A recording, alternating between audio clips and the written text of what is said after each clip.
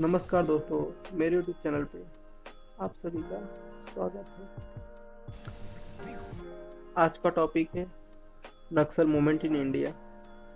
नक्सल movement West Bengal के एक छोटे से गांव नक्सलबारी के किसानों और जमींदारों के बीच जमीनी विवाद से शुरू हुआ, जिसमें जमींदारों द्वारा किसान को बुरी तरह पीटा गया था। इसके बाद किसान, आदिवासी, वहाँ के लोकल सब एक हो गए और मूवमेंट की शुरुआत वहाँ के जमींदारों कर्मचारियों के खिलाफ शुरू हो गई। माओ जेडोंग के पॉलिटिकल आइडियोलॉजी को नक्सली सपोर्ट करते थे। ये मूवमेंट बंगाल से शुरू हुआ और दोस्तों साउथर्न और ईस्टर्न इंडिया के छत्तीसगढ़, उड़ीसा, आंध्र प्रदेश और तेलंगाना के पिछड़े गांवसी इलाके में पहुंच गया। इसकी शुरुआत तेलंगाना मूवमेंट से आ चुकी थी।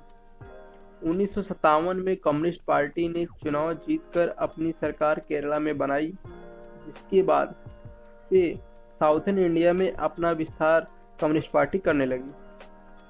सन 1964 में कम्युनिस्ट पार्टी दो हिस्सों में टूट चुकी थी, सीपीआई और सीपीआईएम। 1968 में इन्होंने बंगाल में यूनाइटेड फ्रंट गवर्नमेंट बनाई।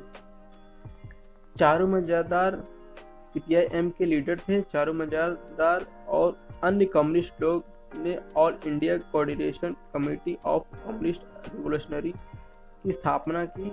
इनका अलायंस, जो कि वायलेंस को बढ़ावा देता था और इलेक्शन में भाग लेने से मना करता था।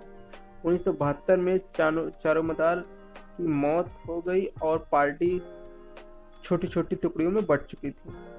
नक्सलिज्म भूमि सुधारों में लचीलापन, जिसके कारण गांव की अर्थव्यवस्था कमजोर हो गई और जमींदारों द्वारा किसानों को पीटना और जमीन छीन लेना, ऐसी कई कारण हैं, जिससे लोकल में सरकार के विरुद्ध बागी तेवर अपना लिया।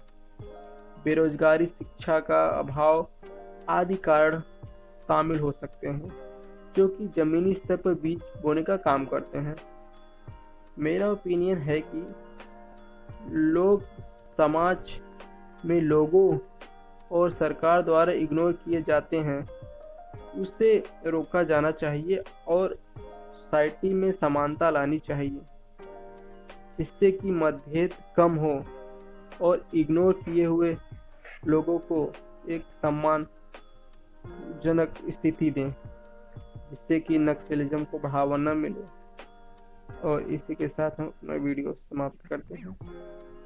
वीडियो देखने के लिए आप सभी का धन्यवाद। नमस्ते।